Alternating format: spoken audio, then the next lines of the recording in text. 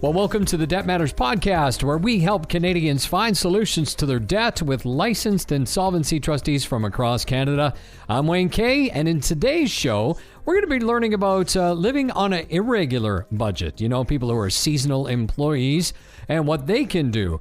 My guest today, Leigh Taylor from LCTaylor, licensed insolvency trustee in Winnipeg, Manitoba. Leigh, thanks very much for being here. Well, thanks for having me, Wayne. It's a pleasure. We always love talking about money and debt and helping people out. Good.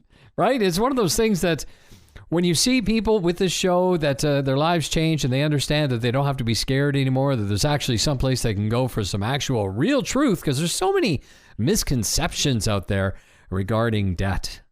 I'm sure you've heard of just about all of them. That's true, Wayne. And part of the problem is, between the information you get on television and radio and the internet, the information comes from all over the place. And maybe you're listening to somebody who solved their problems with American bankruptcy law. Well, that doesn't necessarily apply up here. So misconceptions are easy to come by. All right. So we're going to try and not bring you the misconceptions, but we want to bring you some of the realities, especially if you're in Manitoba. And that's where Leigh is based out of. So let's talk about irregular income. Regular income, obviously, paycheck every 2 weeks. Yeah, that's a lot easier to deal with in a lot of cases. Sure. When it's irregular, and there's an awful lot of people with irregular income out there, it's a little more difficult because typically somebody will have a good week. Payday will come along and they'll do just fine, and they'll go out and celebrate and have a good time.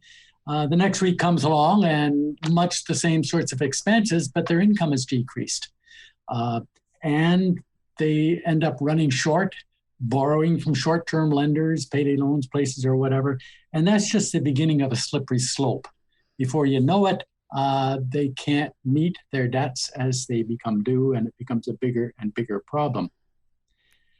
So let's talk about, I just wanted to, so when we're talking about these seasonal employees, who examples, who are we talking about? Well, there's a very broad category of these kinds of situations.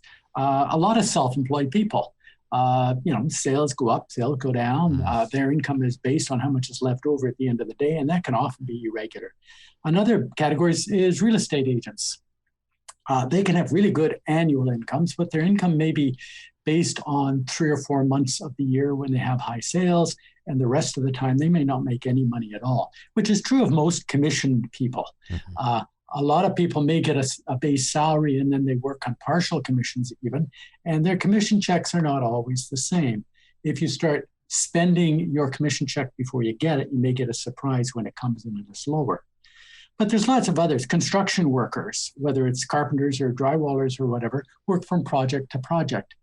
And while in a lot of cases they're fairly busy, there could be a period of time where you don't get a job right after they finish the last one, so you have some 2 or 3 weeks. And that's okay if that doesn't happen very often. But when that starts to build up and you find out that you've used your savings to get by the last little slump, and you don't have any savings left the next time. Shift workers, even outdoor workers, if it rains, you may not work that day if you're a landscape gardener. And you have to somehow make it up. Run into a bit of a rainy season, and suddenly you find out you're way behind on your income. And I would imagine in the last couple of years with COVID, there's been a lot of people who have been having a regular income because businesses opened, and then all of a sudden businesses are ordered to close, and there's nothing you can do about it. All of a sudden that income is gone. They try to replace it, but for a lot of people, it is not going to be anywhere near maybe what they were making when times were good. Well, that's true of a lot of situations. COVID has thrown a real monkey wrench into a lot of people's lives with their financial situation. Most people, young people that haven't been able to build up equity in their house or savings or whatever, have smaller savings accounts. They're off work for a period of time. It's easy to use that up. And somehow the response of government to the COVID problem of the last year or two has not been helpful in the long run.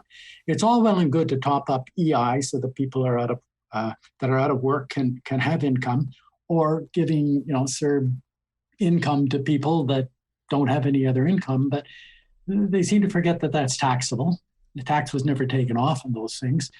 Come the end of the year, they're going to have to file a tax return, and they'll owe tax on that. a lot of people, this was all well and good to be on unemployment insurance and serve and everything, but now that's all run out. They're having trouble getting back to work and finding a job, and they haven't changed their spending patterns, and their credit cards have caught up with them, and they're running into real serious problems because of this irregular income situation. Yeah, that's tragic. So what is it, kind of some of the important things that we need to know if someone's in this situation? What can they do to manage their finances? Well, managing finances, the first basic tool in anybody's finances is good budgeting. But good budgeting is really doubly important when you have irregular income.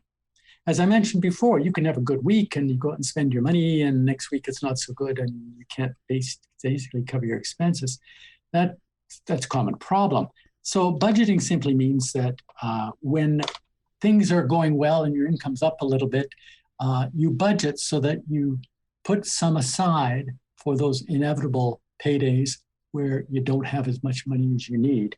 So you can rely on the good times of last payday to pay for the poor times of this payday.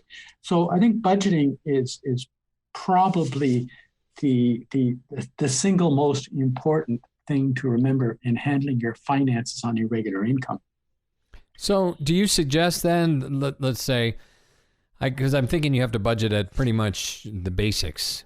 This is the basics, what we need. We need to have our budget just covering that. Forget about any of the extras at this point. Do you go through a full year and then start spending on extras? How do we break down that budgeting? Well, budgeting has to be practical too, because you have to live with it. The first thing to try to establish is what is your monthly income going to be? And monthly is probably the best way, even though your paycheck may not be month by month, it'll vary. But how much income do you have? How much are you going to get? And you can establish that. Yeah, I think most people have a pretty good idea, even when it's irregular income, on the average, what are they going to be earning on a monthly basis? The second part of budgeting, of course, is keep track of your basic expenses. And you're probably going to need a month or two of basic expenses, simply because it's not that easy to keep track of your expenses every nickel you spend. If you have a notebook or some sort of system to write it down, and you can keep track of it, find out where you're spending your money, so that then at the end of that point in time, when you see where you spent your money, you can sit down and decide, well, where should I have spent my money? What are my priorities? You know, if you're renting and you don't have enough money for rent, you got a problem where you're going to be sleeping. If you don't budget for food or transportation, come the end of the month, you may be walking where you're going or eating, I don't know, craft dinner. Which is pricey nowadays anyway. Well, even at that. Yeah.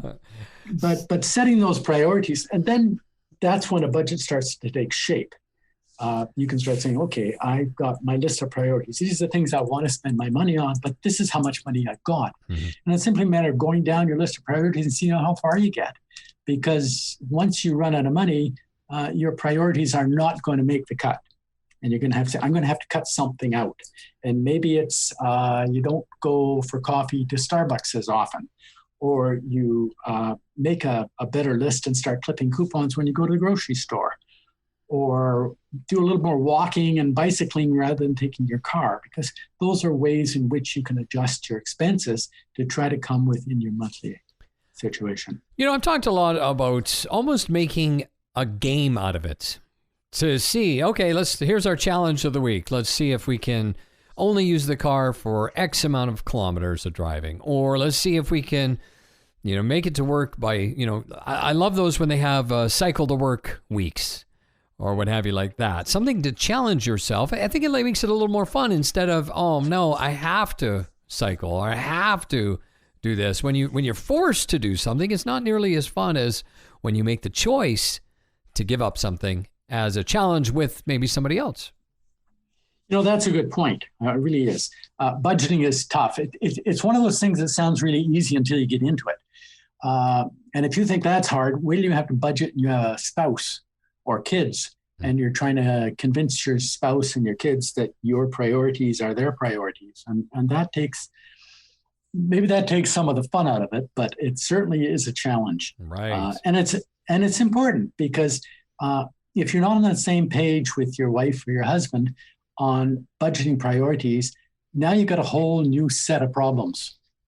Well, and that's often where you're probably seeing people in the office, because if you cannot get on the same page and one person is spending, even though there isn't enough money there, eventually that's going to run out and you're going to have a big problem that you're going to have to solve. Well, there's an old adage that goes that a broken marriage is the biggest cause of financial difficulties, and financial difficulties is the biggest cause of broken marriages. Right. So true, isn't it? You see this. Really Unfortunately, this is reality when it comes to what you're talking about. So the big B word is critical. Now, all of a sudden, maybe circumstances change for better or for worse. Let's discuss what that looks like. Well, that's almost inevitable in life, isn't it? Right. There are things that are going to change. Your priorities may change. You could find out that your family situation changes. Your wife suddenly tells you you're having another kid. Well, I think you better start thinking about how you can change your budget, or even basically your kids start growing up. And one truism about children is they don't get cheaper as you go along. They don't. That's so true. I was just talking with a mom, and her son is in high school, and the daughter's in, they're both in high school, but one's grade 12, I think one's in grade 10. And she said, this is the most expensive it's ever been for us. So you're wait till they right. get to college. Wait till they get to college. Wait till they get married. But you do the best you can. Exactly. So the question is, how do you deal with that? Yeah. I think it's important when you start your budgeting that you anticipate that there are going to be changes. And that's things like you adjust for things like annual expenditures. If you don't build in the fact that you're going to have to insure your car next February, you're going to get a bit of surprise when you get a $600 or $1,200 bill for car insurance and it's not in your budget. Things like one-time expenses, short-term and long-term goals for that matter. If you don't budget for them, you're going to find out that you're going to be missing opportunities that you don't want to miss. Emergencies. Well, what is it? Death, taxes, and unexpected expenses are the three certainties in life. If you set aside some money, and it could be that you put $25 or $50 a month into an emergency budget until you get up to $800 or $1,000 or something set aside. Hope that you don't have an emergency in the meantime. But then if you've got that set aside and coming home on a Friday night and not feeling like making supper and wanting to order pizza is not an emergency. Okay, good point. It may seem like it at the time. Or even putting aside a little bit into savings. Because savings may not be seen as an absolute necessity. There's nothing better to relieve stress than knowing you've got a few dollars in the bank that's there for emergencies or just your stressful relief, stress relief, all that sort of stuff. So absolutely. If you can build those sorts of things into your budget, then you have a little bit of flexibility. I want to say, too, that it's surprising how fast that $25 a month, when you're not looking at it and it's automatically coming off your paycheck, it's amazing how fast that will build. Yeah. And if you keep it in the cookie jar, you're going to spend it when you run out of cookies. But if you have a little account at a credit union or bank that's not just sort of across the street from you, and you put it into a special savings account there, you can have it automatically taken out of your checking account and put into savings in most of these institutions. And, suddenly you'll get a bank statement from your savings account at the end of the year that says that suddenly you've got an extra $500 or $600 in there that you didn't count on as far as your monthly expenses go. And that's a real stress reliever. Mm-hmm. Yes. Long-term financial objectives. How do you even look at that when you're dealing with day by day or week by week or month by month budget issues where there's more month than there is paycheck? How do you focus as well on long-term financial objectives? Again, if you don't start saving for them, it'll never happen. You just can't count on winning the lottery in order to go on that dream vacation someday. But if you put aside a little bit of money, even if it's just a little bit of money, something that you're not going to miss, but you put it aside steadily.